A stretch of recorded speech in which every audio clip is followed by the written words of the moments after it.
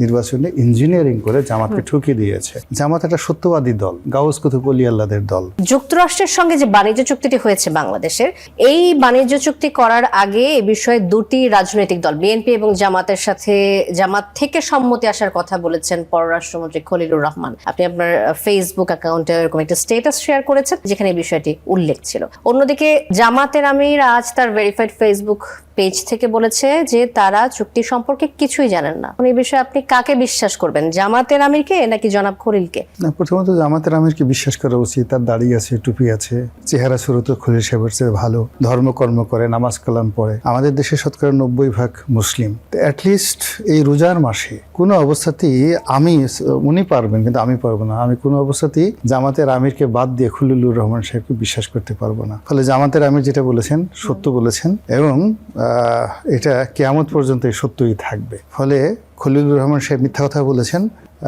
উনি অযথাই জামাতের মতো একটা পুতু পবিত্র দল এবং শফিকুর রহমান সাহেবের মতো একজন অলি আল্লাহ গাউস কুতুব প্রকৃতির মানুষ, যিনি অসংখ্য মানুষের শ্রদ্ধা ভালোবাসার বিমূর্ত প্রতীক। তিনি ফু দিলে অনেক মানুষের অন্তরে ঠান্ডা হয়ে যায় এবং তিনি যদি কারোর সঙ্গে মোশাহেফা করেন, হ্যান্ডশেক করেন, কাউকে জড়িয়ে ধরেন, অনেক ছোট ছোট শিশু তাদেরকে চুম্বন করেন, ওখানে একটা রহমত বরকতের যেন মেলা বসে যায়। তো কাজেই এরকম একজন জিন্দা অলি, তিনি কি বিপদে পড়েছেন আপনি চিন্তা করেন। যে খলিলুর রহমান সাহেব এমনি একটা ঝামেলার মানুষ। উনি কোথা থেকে উড়ে আসছেন, আমেরিকা থেকে এসে কোথা থেকে এসে হঠাৎ করে ডক্টর মোহাম্মদ ইউনূসের সঙ্গে জুড়ে গেছেন। তারপরে আসলেন কি যেন হাই প্রোফাইল একটা কি অদ্ভুত একটা নাম নিয়ে, রোহিঙ্গা বিষয়ক শরণার্থী হাই রিপ্রেজেন্টেটিভ। এরকম কথা আমার বাপেও শুনে নাই, আমিও শুনি নাই। এবং তুষার ভাইয়ের আব্বা আছেন, খুব সিনিয়র মানুষ, আমার টকশো দেখেন, সম্ভবত তিনিও জীবনে কখনো শুনেন নাই। এই হাই রিপ্রেজেন্টেটিভ থেকে হঠাৎ হয়ে গেলেন মানে কি যেন নিরাপত্তা উপদেষ্টা হয়ে এরপরে শেষে সেনাবাহিনীর সঙ্গে তার একেবারেই সম্পর্ক ভালো না, ডেইলি গুডু লাগায় ওখানে। এবং ওনার কারণেই দেখা গেল জেনারেল ওয়াকারুজ্জামান সাহেবের সাথে ডক্টর মোহাম্মদ ইউনূসের মতো একটা ফেরেশতার মতো মানুষের সম্পর্ক নষ্ট হয়ে গেল। আবার উনি কোত্থেকে কিভাবে এই বিএনপির সাথে সংযোগ করে একেবারে এখানে পররাষ্ট্রমন্ত্রী হয়ে গেল। এখন উনি পুরো অনেক মানুষের চরিত্র হরণ করছেন। এর মাঝে আমরা আরেকটা জিনিস দেখলাম যে জামাত আসলে চুক্তির পরে কোনো বিরোধিতা করেনি, এমনটাই দেখেছি। এই বিষয়ে কিছু বলতে চান কিনা? জামাত বিরোধিতা করবে কেন? জামাত তো জানিই না। আপনি চুক্তি হওয়ার পরেও তো জামাত বলছে যে আমি তো কিছুই জানি না। তারা আগে সম্মতির বিষয়টি অস্বীকার তো করেছে। তার সঙ্গে সঙ্গে আপনি বোঝার চেষ্টা করেন শান্তা, জামাত একটা সত্যবাদী দল, গাউস কুতুব ওলি আল্লাহদের দল। তারা যেটা বলে সেটা আপনাকে বিশ্বাস করতে হবে। আর যদি বিশ্বাস না করেন আপনার শরীর আগুন ধরে যাবে। আপনি এখনো পর্যন্ত কারামত বুঝেন নাই যে জামাতের কারামতটা কি। তো সেই অর্থে তারা যে একটা রিপারকাশন দেখাবেন, প্রথমত হলো যে তারা তো বিশ্বাসই করতে পারেনি যে ডক্টর মোহাম্মদ ইউনূসের মতো লোক এরকম দেশ বিরোধী একটা চক্রান্ত করে একটা দেশের বিরুদ্ধে একটা চুক্তি করতে পারে। দুই নম্বর হলো যে তারা শুনছেন, এলোমেলো শুনছেন।